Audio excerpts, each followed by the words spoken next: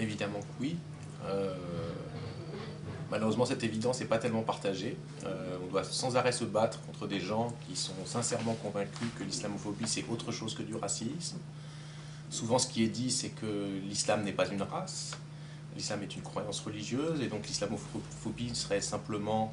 un discours d'hostilité à une idéologie, à une religion, aussi légitime que l'antilibéralisme ou que l'anticommunisme. Donc ce serait une opinion politique, ce serait simplement une religion qui serait critiquée. Là où moi je pense qu'il s'agit en fait d'un racisme, c'est pour plusieurs raisons. D'abord,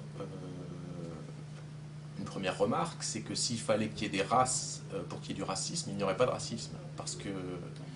à ceux qui me disent mais musulman c'est pas une race, donc l'islamophobie ne peut pas être un racisme, je réponds mais alors si vous pensez qu'il y a de l'antisémitisme, c'est que vous pensez qu'il y a une race juive, et si vous pensez qu'il y a du racisme anti-noir, c'est que vous pensez qu'il y a une race noire. Donc le racisme n'a jamais été l'hostilité à une race objectivement existante, mais la construction d'une population, d'un groupe de population en tant que race.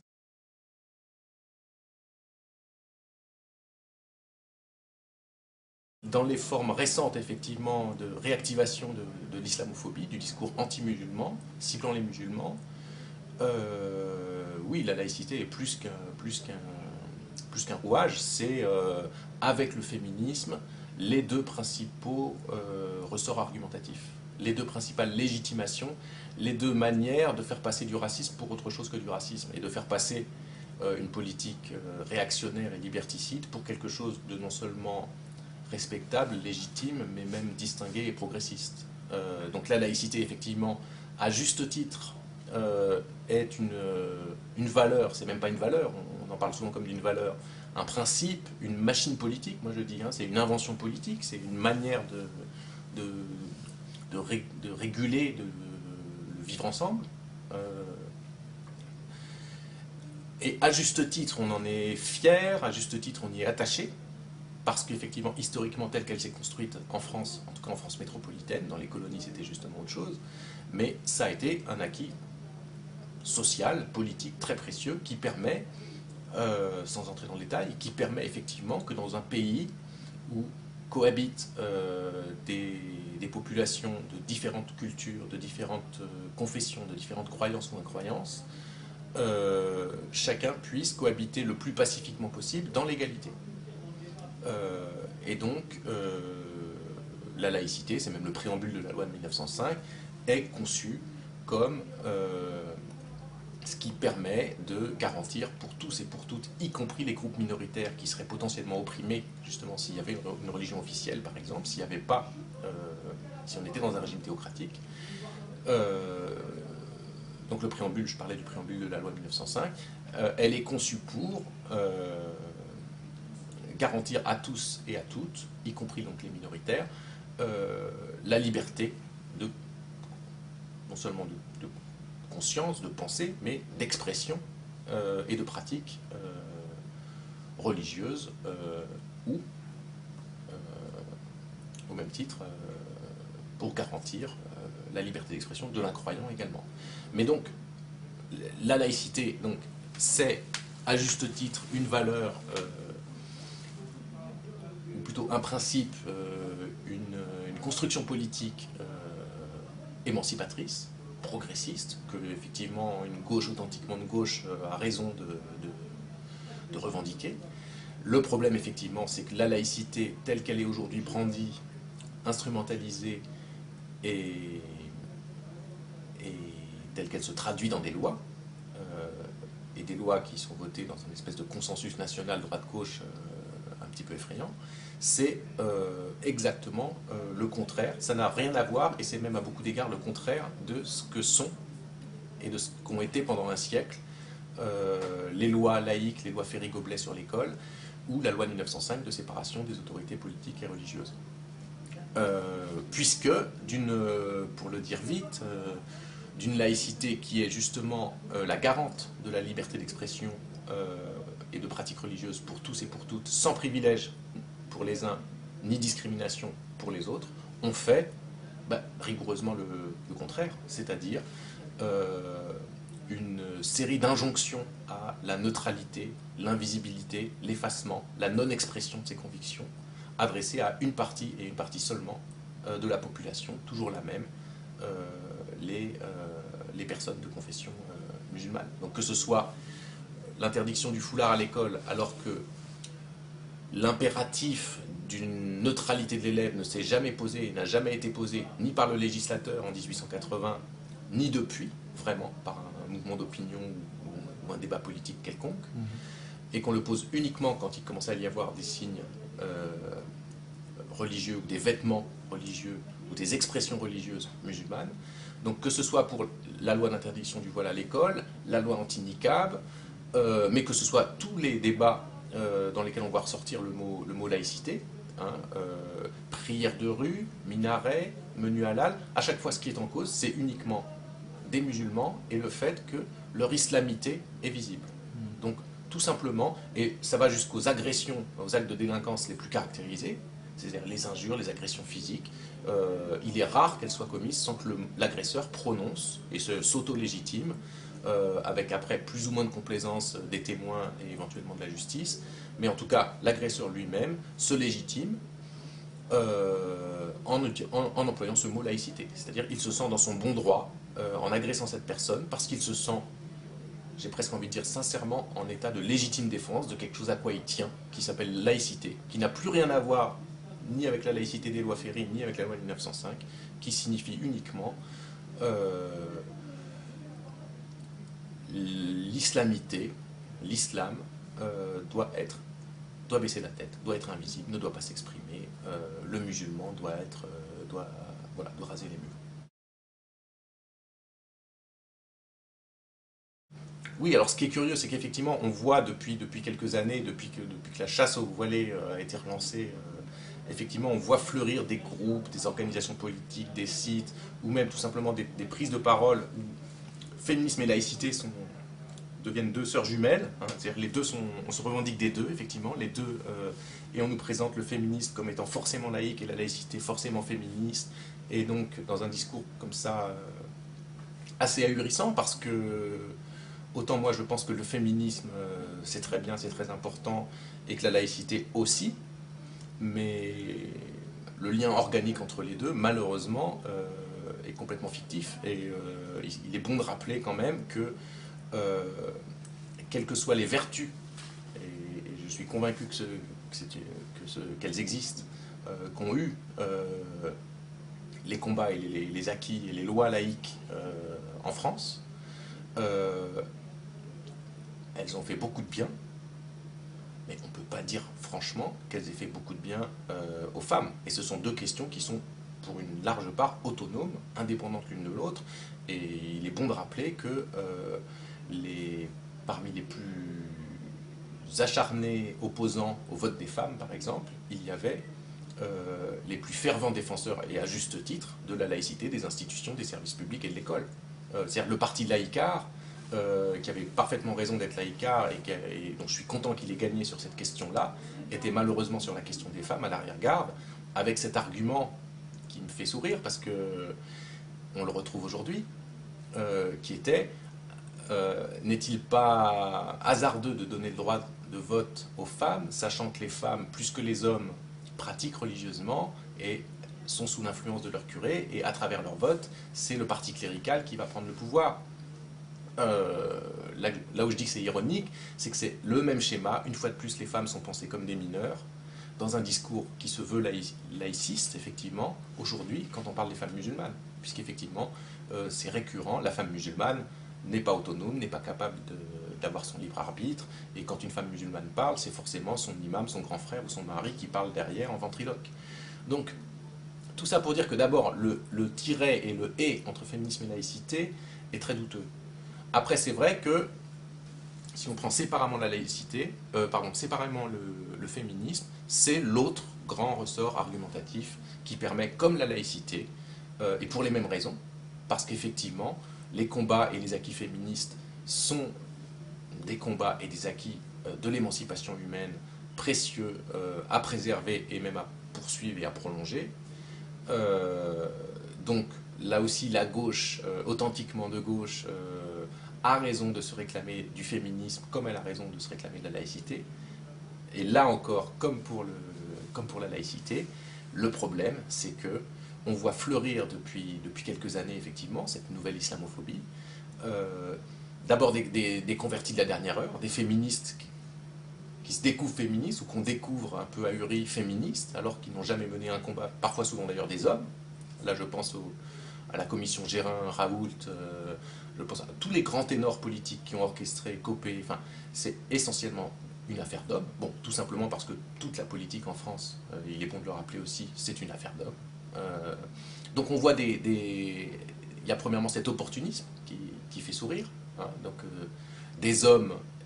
et pas des hommes franchement qui sont particulièrement illustrés par leur pro-féminisme, par leur prise de position féministe, que ce soit sur l'égalité salariale, les violences faites aux femmes, les viols, l'accès libre à l'avortement, enfin, toute la gamme des revendications classiques du mouvement féministe. On voit énormément d'hommes ou même de femmes qui ne se sont jamais intéressés à quelconque de ces combats, qui tout d'un coup, lorsqu'il s'agit d'islam, se convertissent au féminisme. Et là où ça n'épuise pas la question, c'est que malheureusement, des authentiques féministes qui ont mené tous ces combats, et qui continuent de les mener, et qui ont raison de les mener, se laissent prendre aussi à ce faux féminisme, là aussi, ce féminisme complètement subverti, exactement comme la laïcité a été subvertie, c'est-à-dire que quand même, malgré tout, donc y compris parfois d'authentiques féministes, même si souvent ce sont des tartuffes du féminisme, mais y compris des sincères féministes, tiennent à propos du voile et des femmes qui le portent, des discours, et adoptent du coup des comportements et prennent des positions qui sont extrêmement problématiques au regard de ce qui est censé être le féminisme, sur 2 points au moins. Premièrement, sur le fait que la parole des femmes concernées est niée. Donc, c'est-à-dire que au nom du féminisme, la première chose qu'on fait quand même dans toutes ces campagnes contre le foulard et contre les femmes qui le portent, c'est de dire tu n'as pas voix au chapitre, tu n'as pas le droit à la parole, tout ce que tu peux dire de toute façon n'a aucune valeur, c'est moi qui décide ce que signifie ton foulard, le sens qu'il a. Donc je fais un parallèle par exemple, quasiment aucune féministe sérieuse ne va aller dire à une femme qui porte des talons aiguilles, qui se maquille, qui porte des décolletés, etc., tu es aliéné au culte de la beauté, à des normes érotiques qui sont dictées par le patriarcat. Et donc tu es une pauvre fille, tu n'as pas voix à la parole. Et si tu dis que non, toi, c'est comme ça que tu te sens bien, que ça t'aide à être bien dans ta peau, que ça t'aide à avoir y compris un pouvoir ou un contre-pouvoir face aux hommes, eh bien, ça ne vaut rien. Justement, l'écrasante majorité des féministes a cette intelligence de comprendre que un vêtement, une pratique vestimentaire, un style de vie peut avoir, suivant justement les situations, les contextes et les motivations de l'intéressé, qu'on ne peut connaître que si on lui parle et que si on lui laisse la parole, eh bien, aucune féministe sérieuse n'a la bêtise de penser qu'il y a un sens unique, univoque, assignable de l'extérieur, sans consulter la personne et ses motivations, qui peut être donné et qui est forcément une marque d'aliénation à la domination masculine. Or, cette intelligence-là, cette capacité de contextualiser, de prendre en compte la parole de la personne et ses motivations, et bien tout d'un coup, comme par enchantement, elle ne se pose plus lorsqu'il s'agit du port d'un foulard. Donc lorsqu'il s'agit de ce vêtement-là. Ça, c'est la première remarque que je fais. La seconde, c'est sur les conséquences politiques qu'on en tire ensuite. C'est-à-dire que, en tout cas, il n'existe aucune femme qui viendrait dire parce que telle pratique vestimentaire, tel décolleté, tel vêtement, ou même la pornographie, est un traitement dégradant de la femme, alors il faut une loi qui punit les femmes qui le font. Je pense que même parmi les féministes les plus abolitionnistes, qui ont les positions les plus manichéennes, les plus hostiles à tout ce qui est pornographie, même parmi les féministes qui disent la pornographie est nécessairement une dégradation de la femme, aucune n'en tire la conclusion que c'est la victime de ce qu'elle estime être une violence univoque qui doit être punie. Or, c'est quand même un cas unique, ce féminisme entre guillemets qui se déploie lorsqu'il s'agit des femmes voilées, c'est que, et pareil pour la loi anti-niqab, c'est que c'est une dégradation de la femme, donc il faut une loi qui punit qui? La femme, qui le porte. Et Jacques Rancière, un philosophe, avait fait une tribune ironique dans Libération en disant « Ah oui, c'est pas mal, nouveau, cette logique, généralisons, le viol est encore plus une dégradation de la femme, il faudrait peut-être infliger une amende, comme pour la loi anti-niqab, à toute femme qui a subi un viol. » Donc voilà, la punition des victimes ou de celles qu'on pose et qu'on construit et qu'on perçoit en victime, rien que ça, je crois que ça me paraît très simple, dans toute l'histoire du mouvement féministe, les femmes se sont toujours battues pour gagner de nouveaux droits, pour venir à bout de certains interdits qui leur étaient faits, jamais pour demander de l'interdit de la répression, ou quand elles le faisaient, c'était de l'interdit de la pénalisation de la répression de comportements violents masculins à l'encontre des femmes. C'est la première fois et l'unique fois dans l'histoire du féminisme et des lois féministes ou se prétendant-elles qu'il y a une loi prétendument féministe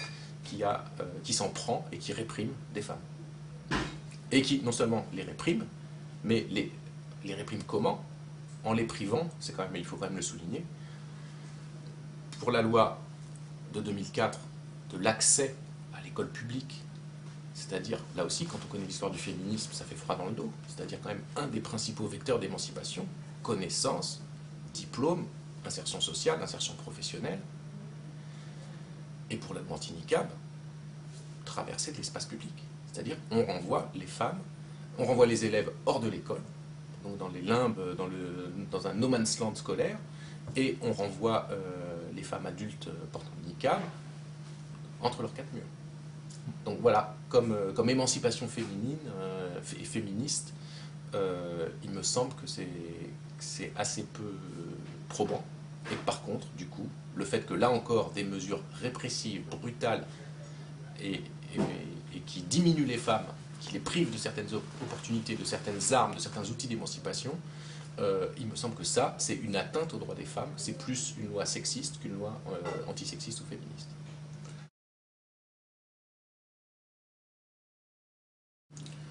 Alors malheureusement, c'est pas tirer le fil jusqu'au bout de parler de ça, mais ça vaut le coup d'en parler parce qu'effectivement, moi ce que j'ai pu, voilà, depuis 2003-2004, donc la loi sur le voile à l'école et tout ce qui a suivi, la loi anti-niqab et toutes les offensives qu'il y a eu depuis, que ce soit contre les prières de rue, les menus halal, les piscines non mixtes, les mariages annulés, voilà, des offensives islamophobes, il y en a eu vraiment énormément. Ce qui est frappant, effectivement, moi je suis de très près le terrain idéologique, donc tout ce qui s'écrit, tout ce qui se publie, les prises de position, les intellectuels organiques, les activistes, etc., les groupes organisés, les associations. Ce qui est frappant, c'est que effectivement, on constate qu'aux avant-postes de pas mal de ces offensives, il y a des intellectuels ou des activistes, j'ai presque envie de dire, organiques de l'État d'Israël. C'est-à-dire des sionistes militants dont le cœur du combat, ou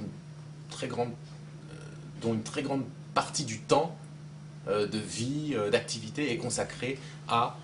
la propagande en faveur de la politique d'Israël.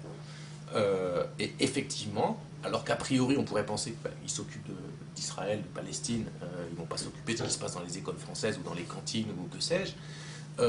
il est frappant de voir que beaucoup des intellectuels ou des activistes qui sont hyper actifs pour légitimer tout ce que fait Israël et disqualifier tout ce que font les Palestiniens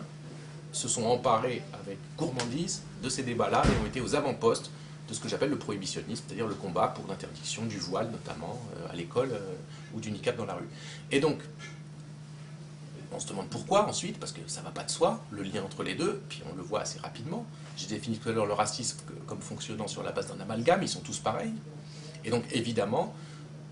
je pense qu'il est assez difficilement contestable, il est assez difficile de contester que, effectivement, si ces intellectuels ou ces activistes se sont emparés avec autant de gourmandise d'une affaire franco-française, c'est que c'était une occasion supplémentaire, à chaque fois, de diffuser un discours d'amalgame, donc pouvant fonctionner à l'international aussi, à savoir le musulman par essence est menaçant, dangereux, arriéré, barbare, et évidemment, même si on est en train de parler d'une cantine, d'une petite école française, l'idée, hein, le concept qui en émerge de tout ça, et qu'on fait émerger, c'est l'idée que le musulman est menaçant et que par conséquent, on légitime Israël comme rempart de l'Occident, du monde libre, face à l'obscurantisme de ces arabo-musulmans. Donc évidemment, factuellement, empiriquement, on le voit, et après, logiquement, rationnellement, on comprend la rationalité politique. Là où je dis qu'on n'a pas tiré le fil jusqu'au bout et qu'on n'épuise malheureusement pas le sujet, c'est que aux avant-postes de tous ces combats islamophobes en France, on trouve aussi aux côtés de ces sionistes militants, qui le font, je pense, essentiellement par sionisme, des gens dont le sionisme est le cadet des soucis, qui ne s'intéressent pas du tout à ce combat-là, voire y compris qui peuvent être des sympathisants plutôt des Palestiniens, et qui, donc pour d'autres raisons, marchent, alimentent, s'investissent, militent dans ce combat liberticide et raciste. Et donc ces raisons autres que ce qui se passe au Moyen-Orient, c'est tout simplement, là il faudrait passer de la géographie, de la géopolitique à l'histoire, c'est une histoire franco-française, c'est qu'il y a aussi une histoire franco-française avec le voile, avec les femmes musulmanes, dont Frantz Fanon a parlé, avec les musulmans, avec les colonisés, et que tout simplement, une grande partie des gens, donc y compris passionnistes, y compris parfois pro-palestiniens, sont imprégnés, non pas déconstruits, ont hérité d'un certain nombre de stéréotypes, de préjugés franco-français, qui sont donc, à mon sens, d'origine coloniale.